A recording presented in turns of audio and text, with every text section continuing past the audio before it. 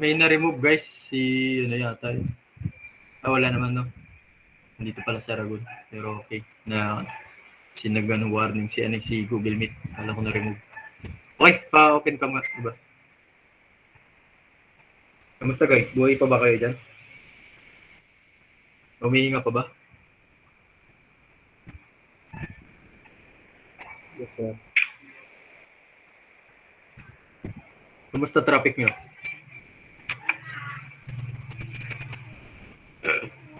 Gastos, no?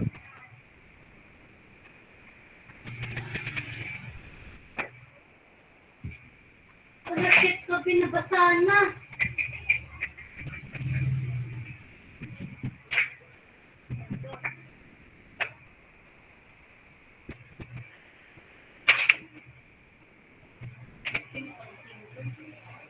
Ano yung ano nyo sa ano? Sa traffic? TTC and TDC ba yun? Yes, sir. Kailan finals nyo ba yun? Finals? Or project? Yan po. Project lang ata, sir. Requirement lang po, sir. Ha? Requirement lang po. Requirement. Requirement nga lang, pero pag di nyo naman ano, rider si kayo dyan, no? Opo, sir.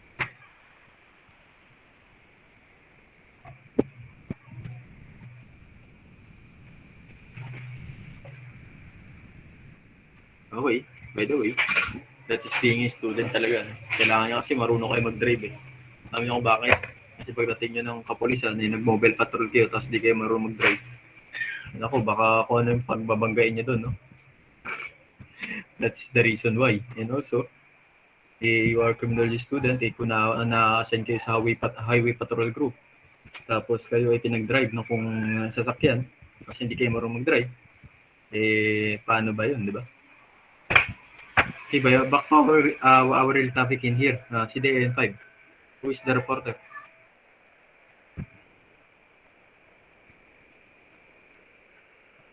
Presentor, sino ang presentor nyo dito?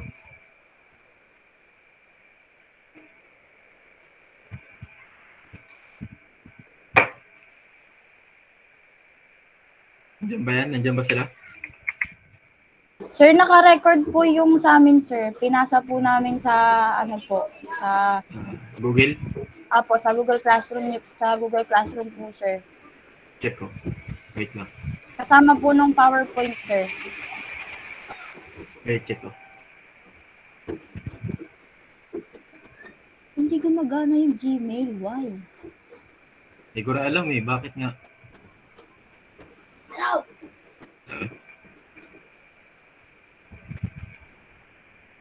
PowerPoint. Hindi exactly kanino yan. May part ba to? Hindi, sir. Part 1, part 2, mga ganun. Apo, sir. Wait. Check ko.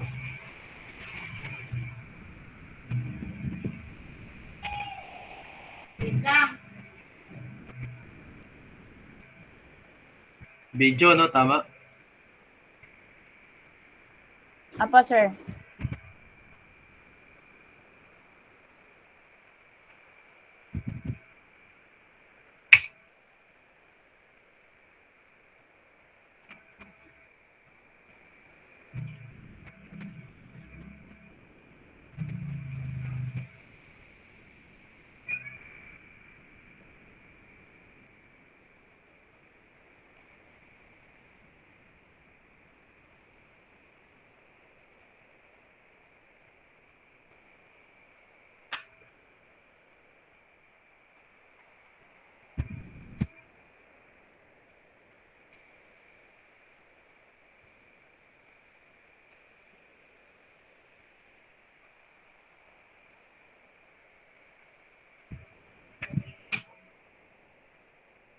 Yun. Maganda. Malakas kahit pa paano. Wait lang.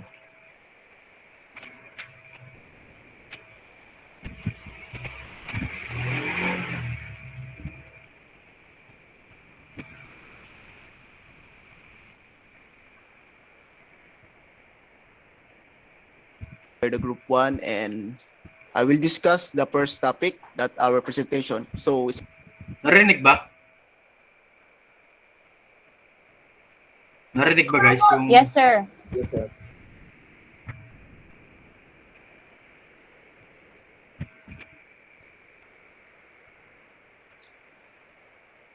good day, everyone. We are the Group 1, and I will discuss the first topic that our presentation. So, it's all about technical writing report. So, proceed. So, report writings. So, before I start, I'll introduce myself. My name is Charbel Kinsea Apud. So, we should proceed for the introduction of police report writing. So, ang nilalaman po ng isang documents, meron siyang mga detalye mula doon sa nakitang facts, mula doon sa na-observe sa nangyayari, mula doon sa senaryo na ginawa ng isang police officer.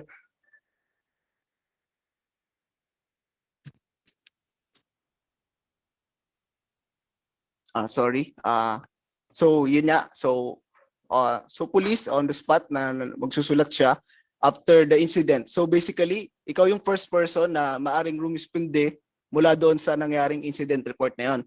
So hindi ka magdadalawang isip na magsulat kasi kung ano yung nakita mo doon sa nangyaring yun. So merong lahat ng yun is part ng isang report. So kailangan sa report mo, it is una is clear, no?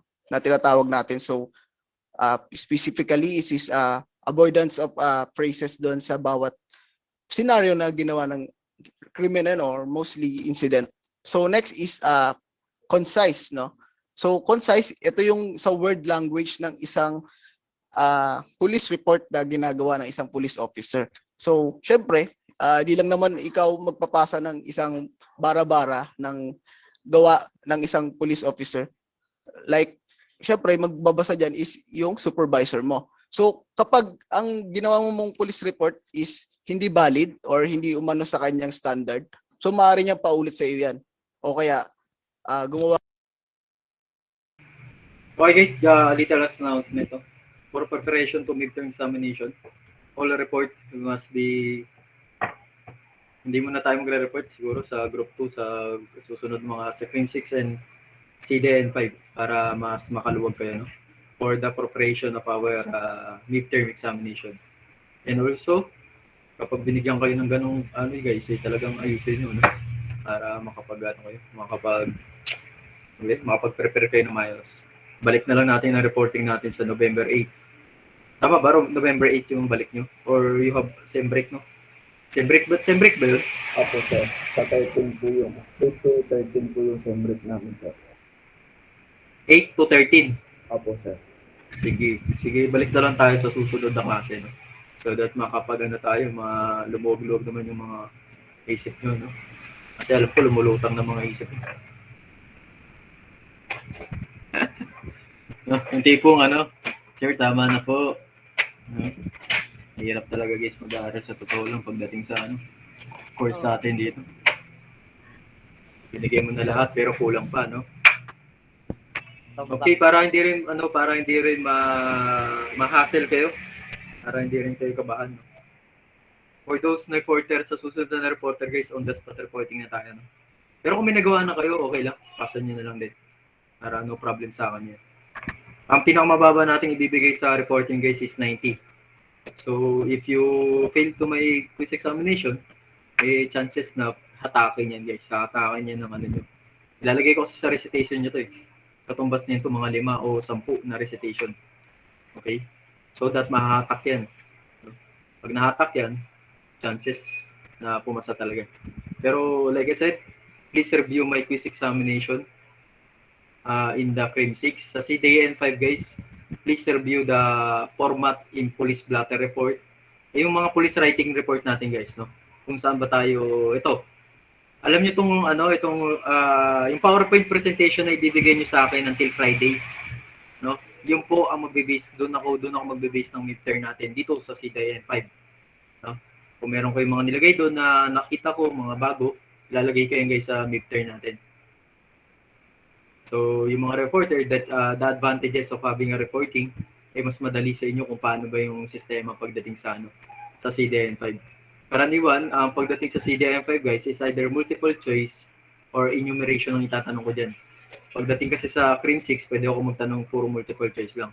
Pero live examination po tayo, tandaan natin. Sabay-sabay po tayo ng 1-1, 3-1, 3-2, and 3-3 para to avoid any conflict of interest and also to avoid any leakage of information regarding the midterm. Mahirap po gumawa ng midterm sa totoo lang. Mahirap po mag-isip ng mga tanong para sa mga estudyante. Okay? Sige. Kung naintindihan na, tuloy tayo. Ka ng scenario uli na kung ano yung nakasulat doon sa previous report mo. So, tandaan natin, meron pong dalawang klase ng report. So, una, ito yung traditionally. So, yung traditionally, ito yung ginagawa ng isang police officer. Nagsusulat sila by using kung ano yung dala nilang papel, tapos ballpen. Then, yung pangalawa naman, ito yung kabuuan na merong gawa ng na-aprubahan na ng isang supervisor. So next is complete, no? Complete is relevant information about doon sa scenario na merong ginawa ng isang crime o kaya sa isang incident na maari kung anong mga tao or sinong nakakita, pwede mong kausapin. Then especially you are the police officer, sabi ko nga you are the first person na rumispinde doon sa nangyaring incident na yon. So lastly is correct, no? So apat na siyon. So clear, concise, complete, and correct. So sa correct naman ito, make sure the information or the action in the police writing report na sa nakita nyo. Kasi the facts na hindi tugma yung nangyari or mismo sinabi ng isang tao sa iyo na sa sulat na iyon ay maaring hindi gaano na impress yung supervisor mo sa tapos pumabor ka doon sa isang tao na na hindi naman pala siya yung yung gumawa, tapos yung pala ito. So dapat ikaw ay hindi one-sided doon sa isang tao. Then proceed tayo next PowerPoint. Ayun, police writing report format. So as nakikita nyo po, no, merong pagkandak ng isang police report writing, meron tayong format na tinatawag. So paki-proceed. Ayan.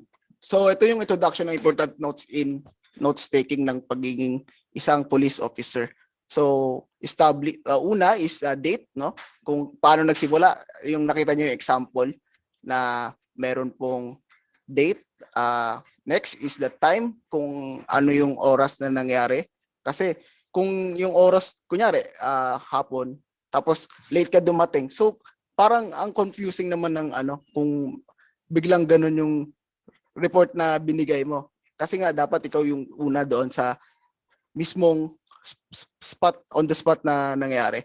So also, yung location ng event. So sino ba yung nandoon? Sino ba yung kasama mo? So syempre ikaw, I responded.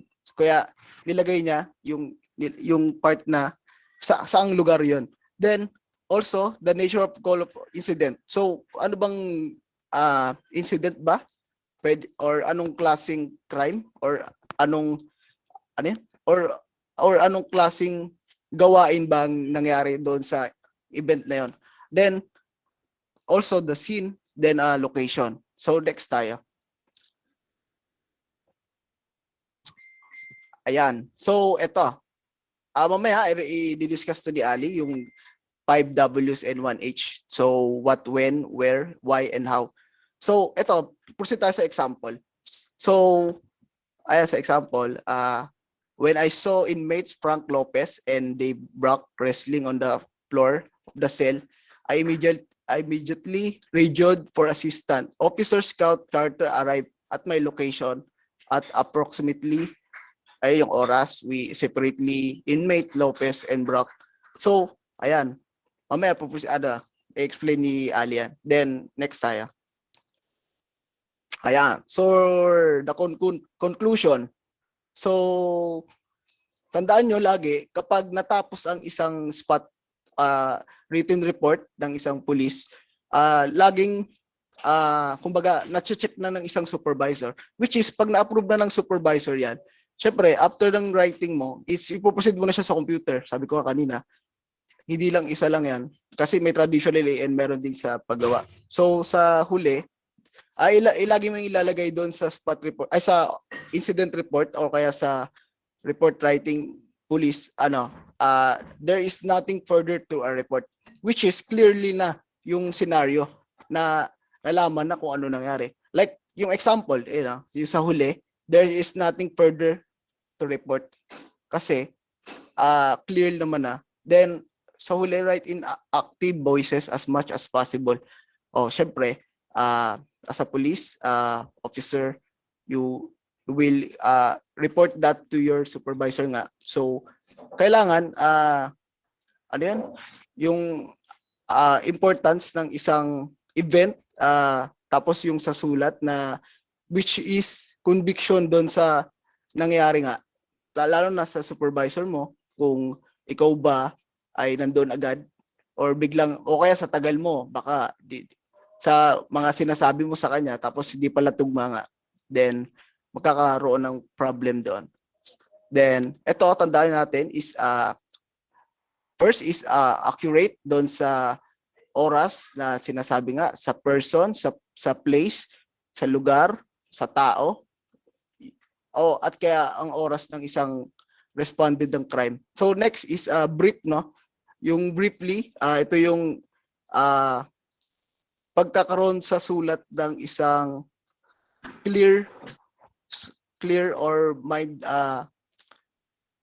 yung parang malalim na English na tinatawag natin. Yung parang kumbaga simple words lang, basic English lang nilalagay kasi mostly pag report. So next is clear. So clarity, most important yon, clear doon sa sinusulat natin. And lastly is courteous. So mismo sa bawat words niya na pinipili natin, dapat sigurado tayo. Yun lang po. Thank you. Next is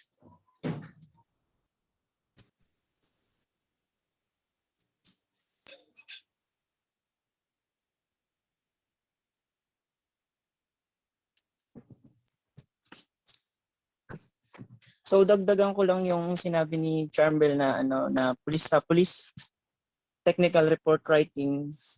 By the way, my name is Nayon Datu Ali, and sa police technical report na writing, meron tayong focus. May tinatawag tayo na focus kung saan magpo-focus ka sa content, resulting content, sa content of witness, sa number 3 evidence logs, number 4 the probable cause affidavit. Ito yung tinatawag na substantially from officer what should put into the every next arrest report. Ayun yung kailangan na nilalaman ng nasa police report. Introductionary report writing is really a study of how focused these reports. Consequently, the 3 most important rules of writing are the content,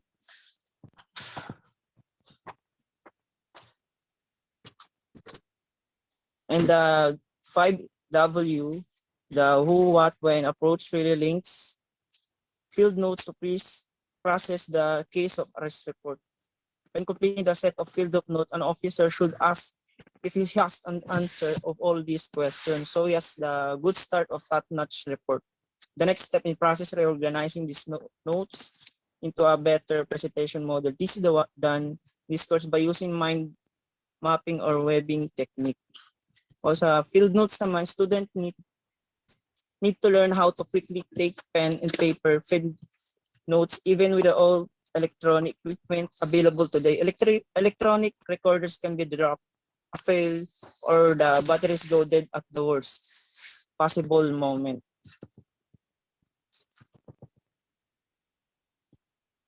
So how do you view the report writing considered important in the public safety profession? Why do you write in the first place? To answer this question, let us consider following scenarios.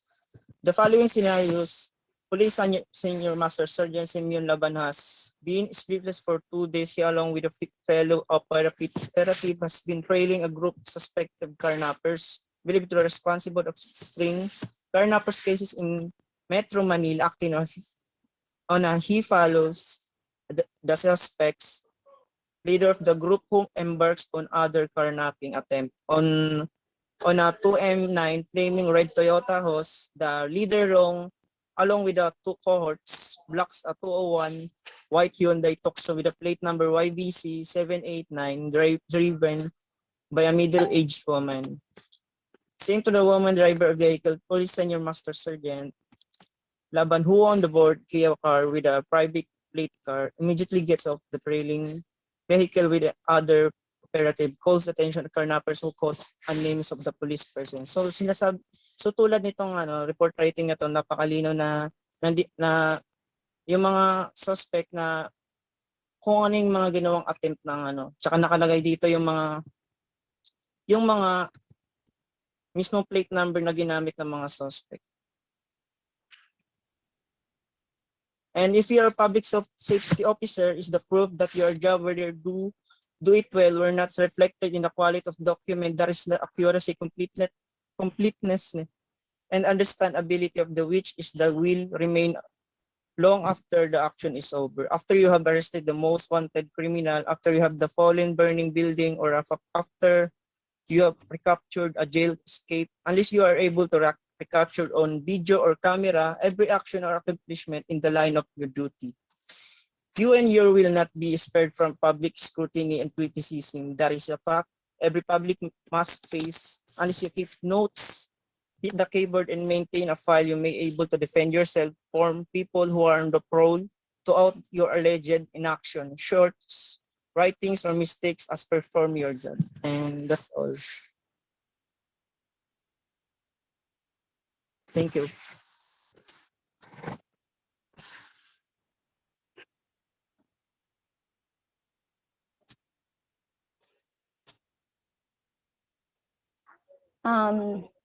Bago ako magsimula sa report ko, ako nga po pala si Giselle Cecilio. Uses of a report. Here are the specific uses of a report in the public safety service. Basis for prosecution. Yung basis for prosecution, dito kukuhain yung mga elements doon sa pinangyarihan ng krimen. Ito yung pagbabasihan nila to identify, tapos i-examine ng prosecutor bago magdesisyon whether a charge shall be made or a case shall be submitted. Statistical information. Yung statistical information naman, kukuhain lahat ng mga report dun sa krimen, tapos gagawan ng statistical para magkaroon pa ng madaming kaalaman dun sa nangyaring krimen, na makakatulong na ma-identify kung bakit nangyari yung krimen. Reference for development of operating strategic policy change and training program formulation. Yung dito naman, para malaman ng lahat o maliwanagan silang lahat kung meron mang pagbabago, ang mangyayari, ang pinaka-epektibo na gagawin ay yung reporting para sa kanila kung meron bang kailangan bagong gawin at kung anong pwedeng gawin para ma-improve ang strategy sa operation o makatuklas ng iba pa na mas epektibo. The last one, ang source of stories by media. Ito yung mga reports na napapanood natin sa TV, kung saan ang source nila ay police report or other reliable sources, nang sa ganon, mapapabilita sa atin kung sino ang gumagawa ng krimen at para makaiwas sa krimen at maging handa para hindi maging biktima. Ayun lang po.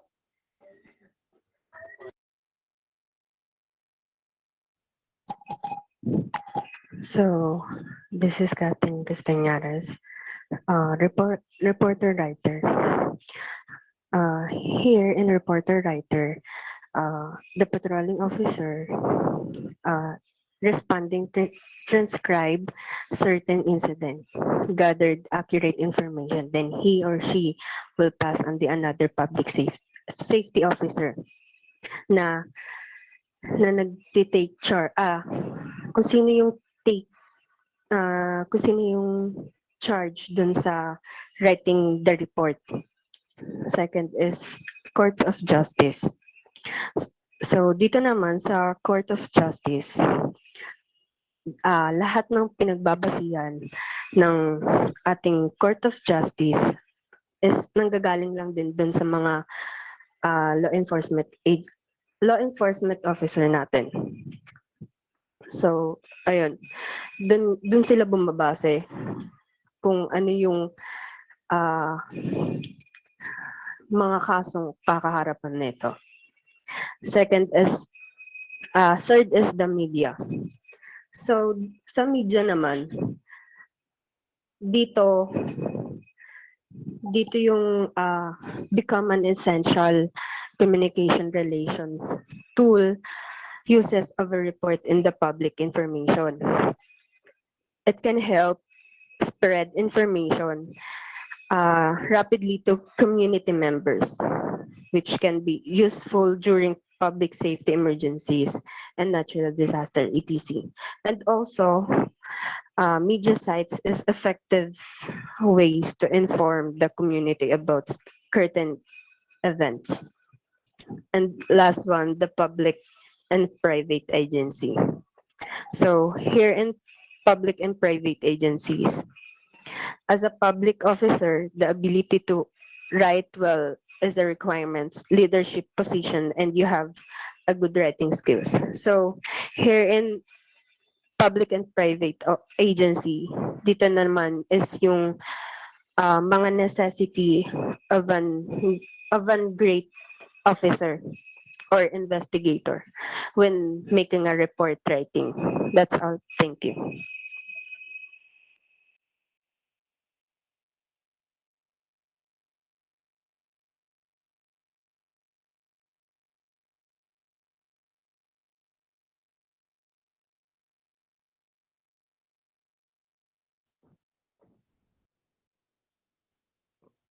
This is All Michael Cruz, and my report is basis for performance evaluation. So dito naman, you as a public safety officer will be judged by the quality of your reports. So yung sinasabi dito, pag naging police na tayo, parang ikaw yung magiging judge doon sa quality ng iyong report, base din sa iyong report. Thus, being able to articulate well what you have done will contribute to a positive appraisal of your performance. So kung ano yung ginagawa mo as a police officer, na articulate nila yun, kung ano yung na-contribute mo na positibo sa iyong performance. Parang na-relate ka nila. Ganun. Tapos, you will also save your superior's time from needless correction in grammar, punctuation, and spelling. So, yung kung maganda yung report mo, na sisave mo yung oras ng isang superior o ng superior mo. Kasi hindi na kailangan hindi na i-correct ng superior mo yung report mo kung may mga mali, tapos ipapasa din sa court. So, next tayo, immediate superior. In some cases, the chief of police signs a written report in haste without verifying or ascertaining the contents of the report. So, dito naman, si chief of police, sinasign niya yung mga written report na ginagawa niyo o ginawa mo without verifying or ascertaining the contents of the report. Kasi ikaw sarili mo, alam mo na yung kung anong report na ginawa mo. Tapos, next dito, as in other organizations, a superior expects that the report submitted by his or her subordinates is error-free and can pass public scrutiny. So, dito naman, kung kapasok ka na sa organisasyon na yun, yung superior mo, ina-expect niya na yung report na sinabit mo sa yung mga subordinates ay wala ng mga mali bago ipasa dun sa public scrutiny. Kasi kung may mali yun, baka meron pang pahamak na buhay ng isang tao. Yun. So, next naman tayo. Dito naman sa national prosecution, The police report is submitted to the nearest police station for inquest and preliminary investigation. So yung police report na yun ay sinasubmit dun sa malapit na police station para ma-investigahan nila. Tapos, the most that a prosecutor can do is to disregard the report and call or request for further investigation. So yung mga ginagawa daw ng prosecutor, dinidisregard na muna nila yung report o pinagsasantabi muna. Tapos, tatawag sila ng request doon sa court para ma-reimbestigahan yung kaso. Thus, if the police report is flawed, disorganized, or does not have sufficient evidence, there is little chance of the case being elevated for trial. So yun nga, pag yung police report ay hindi ganun kaayos at hindi ganun hindi ganun katibay yung mga ebidensya, pwede yun mapasa walang visa. Tapos next naman tayo, prosecution and defense counsels. When both the complainant and the respondent retain the services of counsel at the moment the complaint is registered.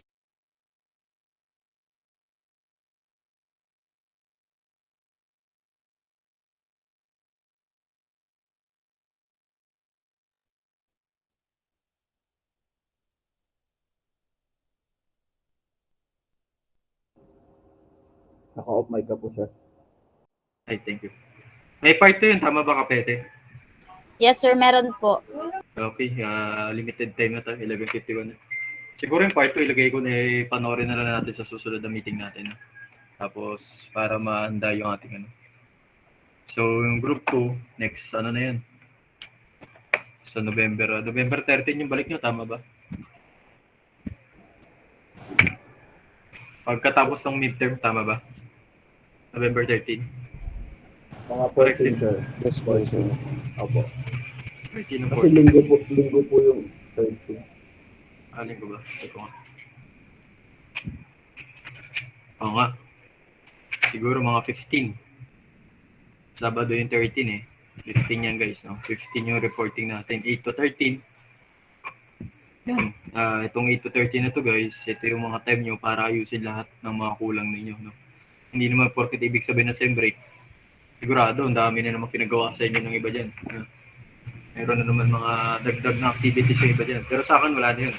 At least na yun guys. Kung ano ba yung nilagay ko doon, yun na yun. Sa CDIN5, wala na ako ilalagay doon. Tsaka sa Cream 6. Kaya make it sure na lahat ng lahat ng ano natin ay ma-comply natin. Para wala tayong sisiyan pagdating sa dulo. And also, doon sa grading system natin, no? Wala namang problema yan guys. Basta natin, ma-complete natin, mapasa natin yung mga exam. Yan naman yung pinaka-subject matter natin dito. Lahat mapasa nyo yung exam. Especially midterm and final. Midterm and final is 60% of your grade. No? Open ka muna ng iba para magkaroon ako ng print screen.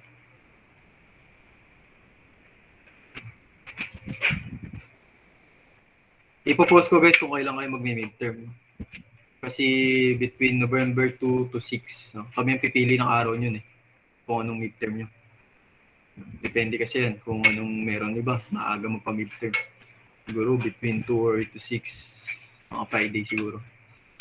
Sabay-sabay. Sabay na rin natin yung CDIN5. Magkasunod, no? Kahit sa ulo nyo. Pero kaya nyo yan. Mas matalino pa nga daw ang estudyante kaysa sa professor. Alam niyo kung bakit? Kasi mas marami na kayong alam sa totoo lang. Pero yung alam nyo, kailangan pa talagang i-consolidate. Pag i-consolidate, kailangan pang hasain ng gusto. Kasi hindi lang dapat alam nyo, dapat alam na alam. No? For those person na, yan, ang daming kulang din dito, 28. As long as possible, alam ko sa CDN5 ko is meron dapat. Okay. Ang dami niya rin wala. 31 student here. Wala na si Tumaning, no? Tama ba? Share my screen. Pa-check nga kung sino itong mga to na wala pang hindi pa natatapos yung ano nila. Nakikita ba? Yes, sir. Mas nakita po. Ito activity na to, hindi pa natatapos yung iba.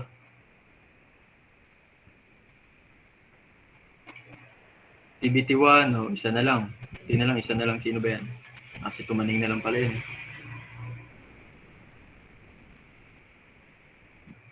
Sa 12. Okay, nag-turn in na pala yung iba. Okay. Very good. Wala na tayong huli. Pero yung mga huli nagpasa na yun. There are minus points already for the fairness of others. No? Yan yung sinabi ko sa inyo, ipasa nyo lang na ipasa para wala tayong problema. Tinatanggap ko naman yan. Sa iba ba, tinatanggap ba yan guys kapag late kayo? Ko hindi eh. Tinatanggap, sir, pero may minus po. Laki ng minus, no? Sa akin, may minus din yan. Pero konti lang din. Para makabol kayo. Pero, tandaan nyo guys ha, dito sa course natin, INC in fail or tres chances na matanggal tayo, tandaan nyo yun. Diba, alam nyo naman siguro yun? Tres, alam ko dapat huwag kayo magkakaroon ng tres, yun yung sinabi ng ano eh. Sa kamustahan nyo, tama ba? Sabi ni Sir Jimmy na pag nagkaroon kayo ng tres, yung maintaining average kasi guys, no? Ilan ba maintaining average nyo dito? 50 po, sir. 2.50. Tapos may qualifying exam na ba? Magte-take na ba? Nag-take ba kayo ng qualifying exam na last year? Last Hindi time? po, sir. Hindi pa. Guys, yung qualifying exam, alam ko baka i-endorse na yan. Maybe next year or bago mag-second sem. Doon po magkakabawasan sa qualifying exam. No? Kasi yung sa Indang, alam ko magka-qualifying exam na sila. Kasi to know the quality of student.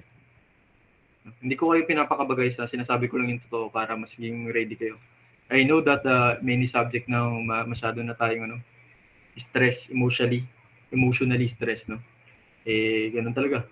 Ganun ang pagiging estudyante guys, wala tayong magagawa. Ang magagawa nyo lang ay mag-aral mabuti. No? I hope you understand the report of the reporting number 1 sa ating CDIN5. Reaction paper will be done. Next meeting na yon, yung due date nyon, wala tayong problema doon. Yan lang siguro sa araw na to. Maraming salamat sa inyo. Bye-bye. Thank you, sir. Yes, sir. Thank you po, sir. Sir. Thank you po, sir. Thank you, sir.